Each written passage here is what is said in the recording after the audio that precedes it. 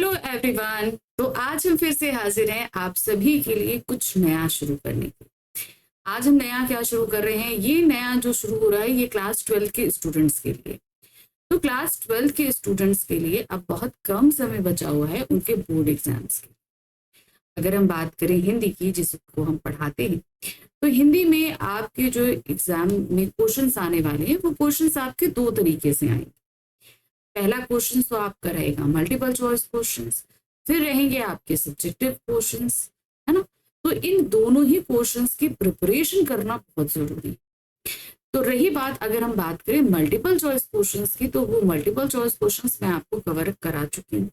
कहने का मतलब है ये सिर्फ आपके एक बुक यानी कि आरोह भाग 1 से आ रहा, सॉरी आरोह भाग 2 से आ रहा था। तो इन सभी के हम क्वेश्चंस करा चुके हैं। अब अगर हम बढ़े अपने सब्जेक्टिव क्वेश्चंस की तरफ, तो ये सब्जेक्टिव क्वेश्चन आपकी तीनों ही बुक से आएंगे, जहां पर आपकी बुक आरोह भाग 2, विधान भाग 2 और अभिव्यक्ति और माध्य, इन तीनों ही बुक से आपके पास मोस्ट इंपॉर्टेंट क्वेश्चंस आएंगे, यानी कि सब्जेक्टिव क्वेश्चंस आएंगे। तो इनको मैं कराऊंगी आपको मोस्ट इंपॉर्टेंट क्वेश्चंस के वे में। अब आप बोलोगे कि मैम इनको मोस्ट इंपॉर्टेंट क्वेश्चंस के वे में आप क्यों करा रहे हो? देखिए, रीजन ये है कि पिछले कुछ सालों के जो क्वेश्चंस पेपर हमने देखे, उनके जो क्वेश्चंस थे, जिस तरीके से क्वेश्चंस पूछे जा रहे हैं आपसे, वो सभी हमने इसमें शामिल किए और साथ ही साथ कुछ एक आध नए क्वेश्चंस भी हमने शामिल किए। ठीक है, तो अगर आपने चैप्टर अच्छे से पढ़ा हुआ है तो आपको कोई दिक्कत कहीं पे भी नहीं आएगी क्वेश्चंस को करने और समझने में। ठीक है, चलिए, तो आज हम जो लेकर आए हैं वीडियो, ये क्लास 12 हिंदी कोर के स्टूडेंट्स के लिए है। इनकी सबसे पहली बुक जिसके हम वर्णात्मक प्रश्न शुरू करा रहे हैं वो है आपकी आरोह भाग 2। आरोह भाग 2 जो कि 2 खंडों में विभक्त है, काव्य खंड और गद्य खंड। स्टार्टिंग करते हैं हम काव्य खंड से। काव्य खंड का पहला अध्याय है हरिवंश राय बच्चन जी द्वारा लिखी एक कविता और एक गीत। कविता है आत्मपरिचय और गीत है दिन जल्दी जल्दी ढलता है। इस चैप्टर को मैं आपको अच्छे से इसका डिटेल एक्सप्लेनेशन दे चुकी हूँ, साथ ही साथ मैंने इसके आपको मल्टीपल चॉइस क्वेश्चंस भी करा दिए हैं।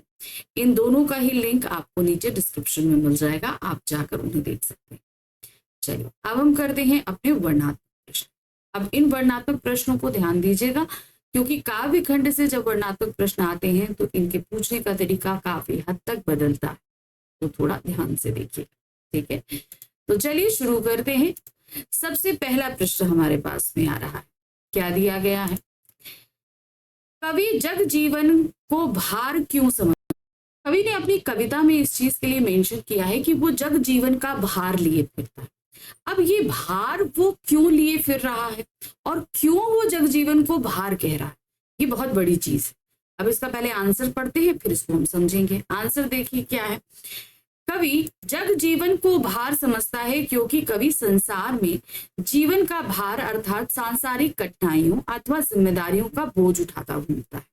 अब जबकि कवि को इन जिम्मेदारियों को निभाने से अधिक अपने जीवन को प्रेम व मस्ती में जीना पसंद है, जिस कारण से कवि जीवन को जग जीवन का भार प्रतीत होता है। अब देखिए इसमें क्या दिया है, सबसे पहले समझिएगा कि ये जो जग जीवन का भार कह रहा है, अब हम लोग जब लाइफ में आते हैं तो हम लोग के पास बहुत सारी रिस्पॉन्सिबिलिटीज होती हैं। ये रिस्पॉन्सिबिलिटी जो लोग एक सांसारिक भोग में जीवन व्यतीत करना चाहते हैं उनके लिए तो आसान होता है, क्योंकि यही जीवन चक्र हो जाता है। लेकिन जो व्यक्ति जीवन से विरक्त हो जाता है, जिसके लिए सिर्फ जीवन उसका प्रेम उसकी मस्ती ही सब कुछ होती है, तो उसके लिए ये जिम्मेदारियां कहीं ना कहीं भार लगने लगती है। अब अगर हम हरिवंश राय बच्चन की बात करें तो वो इस संसार के साथ तालमेल नहीं बिठा पा रहे, जैसा कि हमने कविता में भी देखा कि वो इस संसार के साथ तालमेल नहीं बिठा पाते। रीजन क्या है कि उनका संसार देखने का नजरिया ही अलग है। उनके लिए रिश्ते प्रेम ये सारी चीजें ज्यादा मायने रखती हैं, बनस्पत सांसारिक भोग विलास। इसीलिए उनके जीवन में जब ये सांसारिक चीजें आती हैं तो वो उनको भार लगती है। ठीक है, तो इसका मतलब क्या हुआ कि ये अपने जीवन को प्रेम या मस्ती का तात्पर्य ये नहीं है कि वो पूरी तरीके से अपनी जिम्मेदारियों को से फ्री होना चाहते। कहने का मतलब है कि वो इन सारी चीजों को जीवन जीने का सही तरीका नहीं मानते। उनका सिर्फ मतलब ये है कि भाई आपके जीवन में प्रेम है तो उसके तहत आप रहकर काम करो। ये उनके जो है उनकी सोच है, सोच उनकी अलग है, इसीलिए उन्हें यह जग जीवन भार सा प्रतीत हो रहा। नेक्स्ट क्वेश्चन है, कवि के मन को किसने झंकृत कर दिया? अब कह नहीं दिया, कोई ऐसी चीजें, कोई ऐसी यादें हैं जो उनके जीवन को झंझोर गई, उनको याद आ गई। वो क्या थी? उनकी प्रेयसी के साथ बिताए गए उनके वो क्षण, वो जो उनकी पुरानी यादें थी जो उनके लिए बहुत प्रिय थी। अब वो जब इस मुश्किल भरे दौर में गुजर रहे हैं, तो जब उनकी प्रेयसी उनके साथ नहीं है, तो कहीं ना कहीं वो यादें उन्हें क्या कर रही हैं, फिर से वापस याद आ रही हैं और उनको जो है थोड़ा बेचैन भी कर रही है। देखिए क्या है, कभी अपने जीवन को सितार की तरह मानते हैं जिसके तारों को उनके अनुसार किसी ने छूकर कंपित कर दिया। अब तार, सितार या गिटार आप कोई भी ले लो जिसमें तार होते हैं, अब उनको अगर कोई छूता है तो कैसे होता है, कुछ कंपन होता है ना। अब हमारे जीवन को अगर हम सितार मान ले तो कोई ऐसी यादें, कोई ऐसी बात जो हमारे दिल को बहुत छू गई, वो हमें जो है कंपित करेंगी, अर्थात छेड़ दिया है। और वे मानते हैं उनका जीवन इन्हीं तार रूपी सांसों के कारण चल रहा है। कहने का तात्पर्य यह है कि किसी प्रिय के द्वारा कवि के कोमल मन की भावनाओं को छू लेने से जो दिल में हलचल पैदा हुई, उसी प्रेम से भरे हुए अपने जीवन को कवि जी रहा। तो समझ में आया क्या हुआ कि उनके जीवन में कभी उनकी कोई जो प्रेयसी रही वो उनके लिए बहुत प्रिय थी और उसके साथ बिताई गई जो क्षण थे वो उनकी यादें उनके लिए बहुत प्रिय थी। आज जब वो प्रेयसी उनके साथ नहीं है तो उनकी यादें जब उनको आती है, अपनी प्रेमिका की याद उनको आती है, तो कहीं ना कहीं उनका दिल बहुत बेचैन हो पड़ता है। उनको वो यादें बहुत ही ज्यादा प्रिय हैं, इसलिए वो उनके जीवन को झंकृत कर रही हैं। नेक्स्ट आते हैं, कवि और संसार में क्या भिन्नता है स्पष्ट कीजिए। कवि और संसार, जैसा कि मैंने पहले क्वेश्चन में बताया कि कवि की सोच संसार की सोच से काफी हद तक अलग है। ये संसार जहां भोग विलासिता पूर्ण चीजों को एकत्र करने में, उनको भोगने में खुशी महसूस करता है, प्रेम के लिए यहाँ पर कवि के लिए वो सारी चीजें मायने नहीं रखती, उनके लिए उनका प्रेम ज्यादा मायने रखता है। कवि के अनुसार उन्हें उनके जीवन में जो प्रेम मिला वे उसी प्रेम रूपी मदिरा अर्थात शराब पीकर उसके नशे में मस्त है, यानी कि वो उन्हीं की यादों में मदमस्त है, उन्हें और कुछ चाहिए नहीं। उन्होंने कभी संसार की परवाह नहीं की, क्योंकि कवि के अनुसार ये पूरा संसार उन्हीं लोगों को अधिक महत्व देता है या उन्हीं को पूछता है जो संसार के अनुसार चलते हैं। यानी कि मान लीजिए कुछ लोग अगर संसार में हैं, उन्हीं की अच्छाई करी जा रही, उन्हीं की बुराई, जो लोग अच्छाई करते हैं, जो चापलूसी भरा जीवन जी रहे हैं, उन्हीं को पूछता है। मान लीजिए हम अपने हिसाब से जीवन जी रहे हैं तो हमें कोई नहीं पूछेगा, हमारे बारे में कोई जानने की कोशिश भी नहीं करेगा। तो कहने का मतलब क्या है, वो लोग जो इस संसार के बनाए नियम कायदों के अनुसार चलते हैं, उनकी रूढ़ियों को मानते हैं, लोग उन्हीं को पूछते हैं तथा उनका गुणगान करते हैं, उन्हीं के बारे में बातें करते हैं। लेकिन कभी अपने मन की इच्छा के अनुसार चलता है, उसको जो चीज अच्छी लगती है उस हिसाब से चलता है, अर्थात कभी वही करता है जो उसका मन कहता है। फिर दुनिया उनके बारे में क्या कहेगी इसकी उन्होंने कभी परवाह नहीं की। कहने का तात्पर्य यह है कि कवि और संसार दोनों एक दूसरे से बिल्कुल अलग। संसार कैसे चल रहा है, भोग विलास की चीजों से चल रहा है, और जो लोग चापलूसी भरा जीवन जीते हैं, संसार उन्हीं की वाहवाही कर रहा है, उन्हीं को पूछता है। लेकिन हमारे कवि क्या है, अपने मन के अनुसार, अपने प्रेम के यादों के सहारे ही वो जीवन जीना ज्यादा पसंद करते। प्रश्न संख्या 4 है, कवि को कैसा संसार पसंद नहीं आता और कवि कैसे संसार में रहना पसंद करता है। जैसा कि मैंने बताया, वो संसार जो चापलूसी भरा जीवन जी रहा है, जो भोग विलास में भी जी रहा है, वैसा संसार हमारे कवि को पसंद नहीं आता। कवि हर समय अपने हृदय के भावों को संसार के समक्ष लाने की कोशिश करता है। उसके मन में जो चीजें हैं वो क्या कर रहा है, वो संसार के सामने ला रहा है। कवि को जो प्रेम रूपी भेंट मिली वह उसको हमेशा अपने दिल में लिए फिरता है। अब जाहिर सी बात है, अगर हमको प्रेम मिला है तो हम वो प्रेम बांटने भी चाहेंगे। जाहिर सी बात है, अगर हमको जो चीज मिलती है हम वही चीज बांटते हैं। तो कवि को जो प्रेम मिला है वो उसी प्रेम को बांटने की बात कर रहा है। कवि के अनुसार संसार अधूरा है, जिस कारण उसको यह संसार पसंद नहीं आता। यही वजह है कि कवि अपनी कल्पना से संसार को खुश रखता है। कहने का तात्पर्य यह है कि कवि को स्वार्थी चापलूसी से भरे संसार में रहने से अधिक अपनी कल्पना के संसार में, जहां प्रेम ही प्रेम भरा है, रहना पसंद है। तो अब यहाँ पर कवि ने क्या किया है, अपना एक संसार अलग बनाया और वो उसी संसार में रहना पसंद करता है। उसको जो संसार वास्तविक जो संसार है वो उसे पसंद नहीं, क्योंकि वो चापलूसों से भरा पड़ा है, स्वार्थी लोगों से भरा पड़ा हुआ है, जो अपने भोग विलास की चीजें, संपन्नता की चीजें हर तरीके से एकत्र करने के लिए अपने जीवन को व्यतीत कर रहे हैं। लेकिन हमारे कवि को क्या पसंद है, उन्हें पसंद है प्रेम, अपना बनाया संसार। इसीलिए वो इस संसार को पसंद नहीं करते और अपने बनाए संसार में जीना रहना ज्यादा पसंद करते हैं। प्रश्न संख्या 5 है, यौवन के उन्माद से कवि का क्या तात्पर्य? अच्छा, उन्माद का मतलब होता है पागलपन, मस्ती।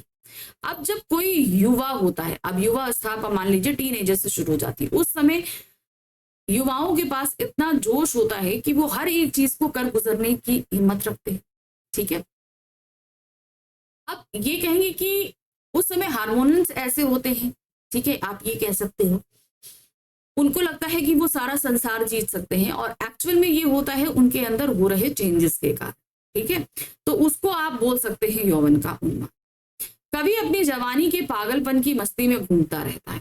इस पागलपन के कारण कवि अनेक दुखों और निराशा का भी सामना करता है और वह इन दुखों और निराशा को साथ में लिए घूमता है। समझ में आया क्या हुआ? अब देखिए क्या है कि जब जवानी का जो जोश होता है उसमें क्या होता है, बहुत सारी चीजें हमसे कभी कभी गलत भी हो जाती है। हमें जब वो चीज नहीं हम कर पाते हैं तो हमें निराशा भी होती है। तो वो दुख और निराशा जो है युवाओं के अंदर कहीं ना कहीं बैठ जाती है और यही चीज हमारे कवि के साथ हुआ। यौवन का अनुवाद का मतलब है कि वो अपने जीवन में बहुत कुछ कर गुजरना चाहते थे लेकिन वो नहीं कर पाए। अब उसके चलते क्या हुआ, आप देख रहे हैं कि उनको कहीं ना कहीं थोड़ा सा कष्ट हुआ, थोड़ी सी तकलीफ हो रही है, जो कुछ भी हो रहा, थोड़ा कष्ट है, थोड़ी तकलीफ है, ये सारी चीजें जो उनके मन में बैठ गई वो उसी को अपने साथ लिए फिर रहे हैं और उसी को उन्होंने यौवन के उन्माद में मिली ये चीजें कहा। अर्थात वह अपना जीवन दुखों व निराशाओं के साथ जी रही। कवि किसी प्रिय को याद करता रहता है जिसकी याद उसे बाहर से तो हंसा जाती है परंतु उसका मन रो देता है। अर्थात याद आने पर कवि का मन व्याकुल हो जाता है। अब जवानी में भाई प्रेम तो होते ही, तो वो प्रेम हमारे कवि ने भी कहीं ना कहीं किया और वो उनके साथ नहीं रहा। तो आज जब वो उसको याद करते हैं तो वो निराशा, वो यादें उन्हें अंदर से निराश करती क्योंकि वो उनको मिल नहीं पाया और कहीं ना कहीं वो अंदर से व्याकुल हो जाते हैं। नादान वही हाय जहां पर दाना, पंक्ति से कवि का क्या बताना चाहता है? तो जैसे कि मैंने आपको एक्सप्लेनेशन में बताया था, नादान वही हाय जहां पर दाना, कहने का मतलब है समझदार व्यक्ति भी वही मिलते हैं जहां कहीं बुद्धिमान भी हो, मतलब बेवकूफ लोग भी होते हैं। ठीक है ना, ये चीज मैंने आपको बताई थी। अब इसको देखो, आप पूरा क्लियर वे में समझाती हूँ। इस संसार में लोगों ने सत्य जानने की कोशिश की परंतु कोई भी सत्य को नहीं जान पाया और बिना सत्य जाने ही संसार को छोड़कर चले गए। मतलब एक्चुअल सत्य क्या है वो चीज जानने की बहुतों ने कोशिश की और बहुतों को नहीं भी मिला। कवि बताते हैं कि नादान अर्थात मूर्ख भी वही होते हैं जहां समझदार एवं चतुर होते हैं। ठीक है, ये जो संसार है इसी में आपको समझदार भी लोग मिलेंगे और मूर्ख और बेवकूफ लोग भी मिलेंगे। कवि के कहने का तात्पर्य है कि हर व्यक्ति अपने स्वार्थ को पूरा करने के लिए वैभव, समृद्ध, भोग विलास की तरफ भाग रहा है। वे इतना सत्य भी नहीं सीख सके कि सांसारिक वस्तुएं सदैव के लिए नहीं होती। आप सभी को पता है कि इस संसार में आई हर एक चीज नश्वर है। ठीक है, आज अगर कोई चीज पैदा हुई है तो वो खत्म जरूर होगी। अब हमारा जीवन भी होता है, हमारा जीवन भी नश्वर है, लेकिन इस जीवन को हम बिताने के लिए ना जाने कितनी वैभवशाली चीजों को लेने के चक्कर में, इकट्ठा करने के चक्कर में अपना पूरा जीवन बिता देते हैं ना। तो ऐसे लोगों को क्या बोला है कवि ने? मूर्ख बोला, क्योंकि वो जीवन के सनातन सत्य को नहीं जानते कि हमारे लिए ये सारी चीजें इकट्ठा करना एकदम बेवकूफी। यह सब जानते समझते हुए भी अगर ये संसार कुछ सीख नहीं पाता तो फिर इसे मूर्ख ही कहा जाए। जब हम ये जानते हैं कि ये सारी चीजें हमारे साथ परलोक जा ही नहीं सकती तो हम इन्हें एकत्र क्यों करते? तो ऐसे लोगों को कवि ने क्या बोला है? मूर्ख बोला। कवि कहते हैं वह इस बात को जान चुका है, उन्होंने इस दुनिया में रहते हुए जो भी सांसारिक बातें सीखी हैं अब वह उनको भूलना चाहता है, क्योंकि कवि अपनी मस्ती में रहते हुए अपने मन के अनुसार जीना चाहता है। कहने का मतलब क्या है कि भाई इन्होंने इस संसार में जब आए तो उन्होंने देखा कि स्वार्थी लोग सब आसपास थे, तो कवि ने उनके हिसाब से जीना करना सब कुछ सीख लिया। अब वो उन्होंने जो चीजें सीखी, अब वो सारी चीजों को वो भुलाना चाहते हैं, क्योंकि उन्होंने ये जान लिया है कि ये भोग विलास वैभव संपन्नता इकट्ठा करना बेवकूफी है। इसीलिए उन्होंने कहा ना, मैं भूला ज्ञान सिखाना चाहता हूं, यानी कि जो चीजें मैंने सीख ली है अब मैं उन्हें हटाना चाहता। कवि का और संसार का क्या संबंध है? कवि का और संसार का कोई संबंध नहीं है। कहने का तात्पर्य है कि कवि जिस तरह का व्यक्ति है, संसार उससे बिल्कुल अलग है। अर्थात कवि और संसार में कोई समानता नहीं है। कवि हर रोज अपनी कल्पना के अनुसार संसार का निर्माण करता है, फिर उसे मिटा देता है। कवि कहता है कि यह संसार इस धरती पर सुख समृद्धि के साधन इकट्ठा करना चाहता है। उस धरती को कवि हर कदम पर ठुकराया करता है। कहने का तात्पर्य यह है कि कवि जिस धरती पर रहता है उसके अनुसार ना चल सकने के विपरीत व्यवहार करता है। तो कहने का मतलब क्या है, कवि और संसार इन दोनों के बीच कोई संबंध नहीं, क्योंकि कवि की सोच और संसार की सोच, संसार के लोगों के रहने का तरीका, संसार के कवि के रहने का तरीका, ये सब कुछ अलग अलग है। इसलिए इन दोनों में किसी तरह का संबंध नहीं हो सकता। कवि के लिए जहां उनकी अपनी कल्पना का संसार वो बनाते हैं, वो मिटाते हैं, क्योंकि अगर उनके हिसाब से नहीं होता तो फिर से नया संसार बनाते हैं। जबकि ये संसार में रहने के लोगों वालों का कि भाई चापलूसी करनी है, आपको स्वार्थी होना है, आपको अपने धन वैभव की चीजें सीखनी है, मशीनीकरण जीवन जीना है, आपके जीवन में संवेदनहीनता, प्रेम, सौहार्द, स्नेह, इन सभी का कोई जगह नहीं। लेकिन कवि के जीवन में यही सारी चीजें मायने रखती है, उन्हें प्रेम, सौहार्द, ये सारी चीजें अच्छी लगती है। तो इसीलिए इस संसार के लोगों की सोच और कवि की सोच अलग अलग है, इसलिए इन दोनों के संसार में किसी तरह का कोई भी संबंध नहीं। कवि को संसार की कौन सी बात समझ नहीं आती है? अब आप बताइए। प्रेम की पीड़ा के कारण कवि के मन का रोना, अर्थात मन की पीड़ा शब्द रूप में प्रकट हुई, यानी कि वो जो भी तकलीफ महसूस कर रहे थे प्रेम की, उन्होंने एक कविता के माध्यम से व्यक्त करी, और उसके इस रोने को संसार ने गीत समझ लिया। कहने का मतलब क्या है, जब उनको अपने प्रेम को लेकर बहुत ही ज्यादा तकलीफ हो रही थी तो उन्होंने कुछ कविताएं लिखी, और ये कविताएं जब पब्लिश हुई तो लोगों ने कहा अरे वाह, क्या बात है, क्या गीत है। यहाँ कवि के दर्द को लोगों ने वाहवाही करी। जब कवि की वेदना अधिक हो गई तो उसने अपने दुख को शब्दों के माध्यम से व्यक्त करना चाहा, कविता लिखना चाहा, और संसार इस प्रक्रिया की मात्राओं का निश्चित मान अनुसार पद रचना मानने लगी। और पहले तो उसने अपनी वेदना जब लोगों को बताना चाहा तो लोगों ने गीत समझा, और जब उसने अपनी तकलीफ को शब्दों में बयां करना चाहा तो लोगों ने उसे क्या कहा, छंद बनाना, अर्थात कविता लिखना बता दिया। कवि को यह समझ नहीं आ रहा है कि यह संसार उसे कवि के रूप में क्यों अपनाना चाह रहा, क्योंकि कवि तो स्वयं को नया दीवाना कहता है, जो इस दुनिया से मिलने वाली हर परिस्थिति में मस्त रहता है। तो कवि को संसार की कौन सी बात समझ में नहीं आई कि जब वो अपनी तकलीफ बयां कर रहे हैं तो लोग उसे गीत और छंद कह रहे हैं। ठीक है, क्योंकि यहाँ पर कवि की तकलीफ को लोग समझ ही नहीं पा रहे हैं कि भाई कवि को क्या तकलीफ है। इस तरीके से ये ऐसा संसार जो है वो कवि की समझ में नहीं आ रहा, क्योंकि दुनिया में वो रहकर मदमस्त रहना चाहते हैं, इस तरह का जीवन नहीं जीना चाहते कि किसी की तकलीफ को लोग वाहवाही करें। प्रश्न संख्या 9 है, कवि अपने आप को दीवाना क्यों कहता है? क्योंकि भाई वो प्रेम को ज्यादा तवज्जो देते हैं, जाहिर सी बात है, इस सांसारिक भोग विलास ये सारी चीजों उन्हें इतनी पसंद नहीं है, इसीलिए वो क्या कहते हैं, वो प्रेम को ज्यादा महत्व देते हैं। देखिए क्या है, कवि दीवानों का रूप धारण कर करके संसार में घूमता रहता है, उसके जीवन में जो प्रेम रूपी मस्ती शेष रह गई है वह उसे लिए घूमता फिरता है। तो उसके जीवन में क्या रह गया है, वो प्रेम रूपी मस्ती रह गई। माना प्रेम नहीं है, उसके जीवन में जो प्रेम था वो उससे दूर चला गया, लेकिन उसका एहसास तो है, और वो उसी एहसास के हिसाब से अपनी जिंदगी जी रहा है और उसी को लिए फिर रहा है। कवि उसी प्रेम रूपी मस्ती का संदेश लिए फिरता है, जिसको सुनकर सारा संसार झूम उठता है। जब वो अपने प्रेम को इस दूसरों लोगों को सुनाता है तो सभी झूम उठते हैं।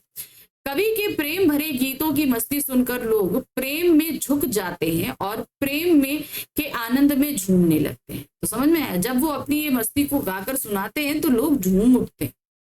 कहने का तात्पर्य है कि कवि अपने मन के भावों को शब्द में व्यक्त करता है और संसार के लोग शब्द गीत को समझकर झूम उठते हैं। तो समझ में आया, वो तो अपने प्रेम में दीवाने हुए फिर रहे हैं। क्यों दीवाना हो रहे हैं? क्योंकि वो तो अपने प्रेम में दीवाने हैं, और दीवाने होकर वो चाहे अपनी बात को बता रहे हैं तो लोग उसी में झूम उठते हैं। इसीलिए उन्होंने अपने आप को एक नया दीवाना कहा। चलिए, प्रश्न संख्या 10 है, आत्म परिचय में कवि के कथन शीतल वाड़ी में आग लिए फिरता हूं का विरोधाभास स्पष्ट कीजिए। यहां पर देखिए, शीतल मतलब ठंडा, ठंडी वाड़ी में आग, आग मतलब क्या हो गया? हॉट। यहाँ पर विपरीत है, शीतल ठंडा, आग गर्म, ठंडे गर्म का जो एहसास कराया गया है, इस विरोधाभास को आपको एक्सप्लेन करना है। कवि का ये कथन कि वह शीतल वाड़ी में आग लिए घूम रहा है विरोधाभास की स्थिति को उत्पन्न करता है। इसके पीछे छिपा रहस्य यह है कि जब कवि अपने संघर्षों को कविता का रूप देता है तो वह शीतलवाणी बन जाती है, जबकि उसका मन दुखों की अग्नि में जल रहा होता है। वह अपने दुखों एवं विरोधों को कोमल शब्दों के माध्यम से अपनी रचनाओं में व्यक्त करता है। इसीलिए उसकी शीतलवाणी में भी असंतोष एवं व्याकुलता की आग छिपी। अब क्या है, कवि ने अपने जीवन में प्रेम लिया, ठीक है, प्रेम उसका पूर्ण नहीं हो पाया, तो उसके हृदय में उस चीज की आग जल रही है, तपन है उस चीज की। अब जब उनको वो बयां करने के लिए कविता लिख रहा है तो सब लोग उससे बड़े खुश हैं। तो वो क्या हो गया, उन्होंने क्या बोला कि भाई जो कविता पढ़ी वो तो बड़ी अच्छी थी, लेकिन इसके पीछे कवि के मन में बहुत ही ज्यादा आग थी, रोष था, तकलीफ थी। वही तकलीफ तो कविता का रूप लेती है ना। तो इसीलिए उन्होंने कहा शीतल वाणी में आग लिए फिरता हूं, यानी कि जो आप मेरी कविताएं सुन रहे हैं वो तो बड़ी शीतल वाणी में, लेकिन इसके पीछे छिपे हुए दर्द और तकलीफ को आप नहीं समझ रहे हैं कि कितना दर्द और तकलीफ है। तो वो असंतोष और व्याकुलता इनकी कविताओं में दिखती तो है, लेकिन लोगों को पढ़ के वो मजा आता। प्रश्न संख्या 11 है, लक्ष्य प्राप्ति की होड़ में समय जल्दी जल्दी गुजरता हुआ प्रतीत होता है। इसे कवि ने किस तरह समझाने का प्रयास किया है। अब हमारा ये जो गीत है ना, एक गीत दिन जल्दी जल्दी ढलता है, उससे प्रश्न आ रहे। अभी तक हम लोगों ने 10 प्रश्न देखे आत्म परिचय पर, अब हम इस गीत पर प्रश्न देखें। इन्होंने क्या बोला कि जब हम अपने जीवन का एक लक्ष्य डिसाइडेड होता है और हम उसे पाना चाहते हैं, उसमें बिजी हो जाते हैं, तो आप देखिए कि समय बहुत जल्दी गुजर जाता है। कोई भी समय अगर हम बहुत ही मन से या तन्लीनता से करते हैं तो उसको बीतने में समय नहीं लगता है। अब ये देखिए इन्होंने क्या पूछा है, समझाने का, किस तरह समझाने का प्रयास किया। लक्ष्य प्राप्ति की होड़ में समय जल्दी जल्दी गुजरता हुआ प्रतीत होता है। इसे कवि समझाते हुए कहते हैं कि कहीं रास्ते में ही रात ना हो जाए, इस वजह से शाम होते देखकर यात्री तेजी से चलता है। जैसे कवि को होता है पथिक के माध्यम से समझाया है, चिड़िया के माध्यम से समझाया है, 2 माध्यम से इन्होंने कविता में समझाया है ना। तो ये क्या कह रहे हैं, पहला उन्होंने बोला कि जो रास्ता चलता हुआ पथिक है वो देखता है कि शाम होने वाली है, लेकिन उसका लक्ष्य अभी थोड़ी दूर है। ये सोच कर ही उसके कदम जो है और जल्दी चलने लगते हैं। दूसरा, यात्री को पता है कि उसकी मंजिल दूर नहीं है, इस कारण वह दिन भर थका होने के बावजूद जल्दी जल्दी चलता है। कहने का तात्पर्य है, लक्ष्य प्राप्ति के लिए पथिक अपने थके हुए शरीर के बावजूद मन में उल्लास, तरंग और आशा भरकर अपने पैरों को गति ये कम नहीं होने देता, क्योंकि उसको पता है कि उसकी जो मंजिल है, उसे पता है कि उसे अपने घर पहुंचना है। उसका घर उसे पता है कि 4 किलोमीटर दूर है। अब उसे पता है शाम हो रही है। आज के समय में तो हम लोग तो रात में सूरज ढलने के बाद ट्रैवलिंग करते हैं, लेकिन पहले के समय में ये चीज नहीं होती थी। रात हुई मतलब जो काम है वो दिन के उजाले उजाले होता था। अब पथिक को ये पता है कि उसका घर यहाँ से 4 किलोमीटर दूर है और शाम होने वाली, तो ये सोचता है कि ऐसा ना हो रास्ते में कहीं रात हो जाए। ये सोचते ही वो अपने कदम को बहुत जल्दी जल्दी बढ़ाना शुरू करता है, क्योंकि उसे पता है कि उसका लक्ष्य जो है वो ज्यादा दूर नहीं। तो लक्ष्य प्राप्ति होती है और दिन जल्दी गुजरता प्रतीत होता है, तो उसको अपने लक्ष्य को पाने के लिए व्यक्ति और ज्यादा जो है वो हिम्मत, जोश, ताकत लगा देता है। प्रश्न संख्या 12 है, चिड़िया दिन ढलने पर चंचल क्यों हो जाती है। इसका रीजन क्या है, क्योंकि चिड़िया को पता है कि दिन ढलने वाला है और उसके बच्चे उसके घोंसले में इंतजार कर रहे हैं, है ना। चिड़िया दिन ढलने पर चंचल अर्थात अत्यधिक क्रियाशील हो उठती है। वे जितनी जल्दी हो सके अपने घोंसले में पहुंचना, जैसे मैंने कहा कि देखिए पक्षियों का भी जो समय होता है, दिनचर्या होती है, वो भी सूरज के समय के अनुसार ही चलती। सूरज जब आता है, रोशनी होती है, तो पक्षियों का दिन शुरू होता है, और जैसे ही शाम हुई, सूरज डूब गया, वैसे ही पक्षियों की रात हो जाती है। रात के समय जो है पक्षी आपको कहीं पे भी घूमते टहलते नहीं दिखाई देंगे। तो वही उन्होंने, जैसे उसको पता चला कि दिन ढलने वाला है, तुरंत ही उसके पंखों में चंचलता आ गई और तेजी से वो अपने पंखों को चलाने लगी। वे जितनी जल्दी हो सके अपने घोंसले में पहुंचना चाहती है, क्योंकि उन्हें ध्यान आता है कि उनके बच्चे भोजन की आशा में घोंसले से बाहर झांक रहे हैं। उसे जैसे ही याद आता है कि अरे मेरे बच्चे भूखे होंगे, ये सोचते ही उसके पंख और तेजी से फड़फड़ाने लगते हैं कि कितनी जल्दी वो घर पहुंच जाए। यह ध्यान आते ही वे अपने पंखों को तेजी से चलाती है, क्योंकि दिन जल्दी जल्दी ढल रहा है। वे जल्दी जल्दी अपने घोंसले में पहुंच जाना चाहती है। उसको पता है कि भाई समय ज्यादा दूर, तो जल्दी जल्दी वो जो है अपने समय को बिताकर आगे पहुंचना चाहते हैं। प्रश्न संख्या 13, कवि अपने आप को थका हुआ क्यों महसूस कर रहा है? क्योंकि देखिए हम जैसे पथिक है या चिड़िया है, ये सभी अपने घर पहुंचने की जल्दी में, क्योंकि उनको पता है कि उनके घर में उनका कोई इंतजार कर रहा है। लेकिन कवि हमारे थके हुए से महसूस कर रहे हैं, क्योंकि वो भी चल रहे हैं पथिक की तरह, लेकिन उनका मन और ज्यादा परेशान और निराश तब हो जाता है जब उन्हें इस चीज का एहसास होता है कि उनके घर में उनका इंतजार करने वाला कोई भी नहीं। इस संसार में कवि अपने आप को बिल्कुल अकेला मानता है। इस कारण कवि को लगता है कि उससे मिलने के लिए कोई भी परेशान नहीं होता, अर्थात कोई उसकी प्रतीक्षा नहीं करता। तो भला वह किसके लिए चंचल हो, यानी कि किस लिए वो जल्दी जल्दी अपने घर जाने के लिए आतुर हो, अर्थात किसके लिए भाग कर घर जाए। कवि के मन में जैसे ही यह प्रश्न आता है, तो उसे महसूस होता है कि उसके पैर ढीले हो गए हैं, अर्थात कवि अपने आप को थका हुआ महसूस करता है। जैसे ही उसे इस चीज का एहसास होता है कि उसके घर में उसका इंतजार करने वाला कोई भी नहीं है, तो उसके पैर रुक जाते, धीमे पड़ जाते, यानी कि शिथिल हो जाते। तो वो अपने आप को, जब स्लो होगा तो हम थकान भी हमारी बाहर आनी, तो वो अपने आप को थका हुआ महसूस करता। दिन जल्दी जल्दी ढलता है कविता में कवि अपने घर की ओर लौटने में शिथिल और अनुत्साहित क्यों? जैसा कि मैंने बताया कि घर में उसका कोई भी इंतजार नहीं कर रहा है, उसके घर में कोई है ही नहीं, वो बहुत अकेला महसूस कर रहा है। तो इसलिए जो है उसे घर पहुंचने की जल्दी ही नहीं, कि जब उसके घर में उसका इंतजार करने वाला कोई नहीं है, तो उसे लग रहा है कि भाई मैं घर पहुंचकर इतनी जल्दी क्या करूंगा, इसलिए वो इतना उत्साहित नहीं।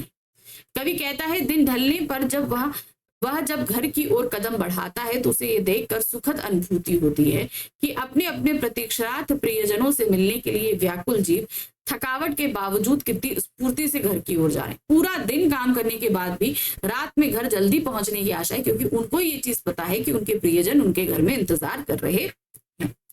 उसके मन में विचार उठता है कि उसकी प्रतीक्षा तो कोई नहीं करता, उसके लिए तो कोई व्याकुल नहीं होता। इस विचार के मन में आते ही उसकी गति शिथिल हो जाती है और वह धीरे धीरे कदम बढ़ाते हुए अपने घर की ओर अग्रसर होता है। यानी कि वो जल्दी जल्दी घर कदम क्यों बढ़ाए, क्योंकि उसे लग रहा है कि उसके घर में तो वो आराम से ही चल रहा है, उसकी जो गतिशीलता है वो शिथिल हो चुकी है, बहुत धीमी पड़ चुकी है, और उसे घर जाने का कोई भी उत्साह नहीं। प्रश्न संख्या 15, दिन जल्दी जल्दी ढलता की आवृत्ति से कविता की किस विशेषता का पता चलता है? अब इन्होंने इस कविता में कई बार दिन जल्दी जल्दी ढलता है ये चीज बताई। उन्होंने समय की गतिशीलता के बारे में बताया कि समय बहुत परिवर्तनशील है, बहुत जल्दी खत्म होता है, तो उस समय के साथ बैठने के लिए हमें अपने पैरों को बहुत जल्दी जल्दी चलाना पड़ता है। दिन जल्दी जल्दी ढलता है कि आवृत्ति से दिन की शीघ्रता से ढलने की ओर संकेत किया गया, यानी कि दिन बहुत जल्दी ढलता है, इसकी तरफ संकेत किया गया। रात के आगमन की अनुभूति से ही सभी पंथी अपने अपने घरों की ओर तेजी से लौट रहे हैं, चाहे वो पथिक हो, चाहे चिड़िया हो, कोई भी हो, सभी अपने घरों की ओर बहुत तेजी से लौट रहे हैं। सभी पथिकों के घर में उनकी प्रतीक्षा के लिए कोई ना कोई अपना प्रिय या करीबी व्याकुल होकर हमारी प्रतीक्षा कर रहा है, यानी कि सबके जितने भी पथिक हैं उनके घर में उनकी कोई ना कोई प्रतीक्षा कर रहा है। यही बात घर पहुंचने के लिए उसके कदमों में गति बढ़ा देती है। जब हमें ये पता है कि हमारे घर में हमारा कोई इंतजार कर रहा है तो हम थोड़ा जल्दी जल्दी चलने लगते हैं। सिंपल है, यानी कि हमारे पैरों में गति आ जाती है। लेकिन दुख की बात यह है कि कवि के इंतजार में पलके बिछाए कोई भी नहीं बैठा, अर्थात कवि का घर में कोई भी इंतजार नहीं कर रहा, वो बिल्कुल अकेला है। यही तथा याद आने पर कवि की ओर घर लौटने की इच्छा शिथिल हो जाती है। जैसे ही कवि को ये चीज याद आती है, उसका घर लौटने का मन नहीं करता। किसी का उसके लिए प्रतीक्षारत ना होना उसे व्याकुल कर देता है। उसका मन बहुत परेशान हो जाता है कि कोई भी उसकी प्रतीक्षा नहीं कर रहा। ठीक है, तो देखिए यहाँ खत्म हो गए हमारे ये प्रश्न। आई थिंक आपको समझ में आ गया होगा कि किस तरीके के प्रश्न आने वाले हैं। कविता से जो प्रश्न आ रहे हैं वो तो आपके एनसीईआरटी में भी दिए गए हैं, आपको मैंने अच्छे से वो वाली सारी बुक चैप्टर समझाए हैं, तो उन क्वेश्चंस को भी आप अच्छे से कर लो। लेकिन ये कुछ अलग क्वेश्चंस हैं जिसमें आप देख रहे हैं कुछ अलग ही बात आपको समझाई गई है और अलग ही चीज पूछी गई। तो इसी तरीके के प्रश्न आएंगे, इनको अच्छे से पढ़िए। अब हम मिलेंगे अपने नेक्स्ट चैप्टर के मोस्ट इंपॉर्टेंट क्वेश्चंस के साथ। चैप्टर रहेगा पतंग। लेकिन तब तक फटाफट चैनल को लाइक सब्सक्राइब शेयर कीजिए। कोई भी क्वेरीज हैं आप कमेंट कर सकते हैं, टेलीग्राम चैनल ज्वाइन कर सकते हैं जिसका लिंक आपको डिस्क्रिप्शन में दिया गया है। अगर आपको किसी भी तरह की नोट्स की रिक्वायरमेंट है तो आप मेरे पर्सनल टेलीग्राम नंबर पर भी जो है मैसेज ड्रॉप कर सकते हैं। चलिए जल्दी मिलेंगे दोबारा। Thank you for watching, bye.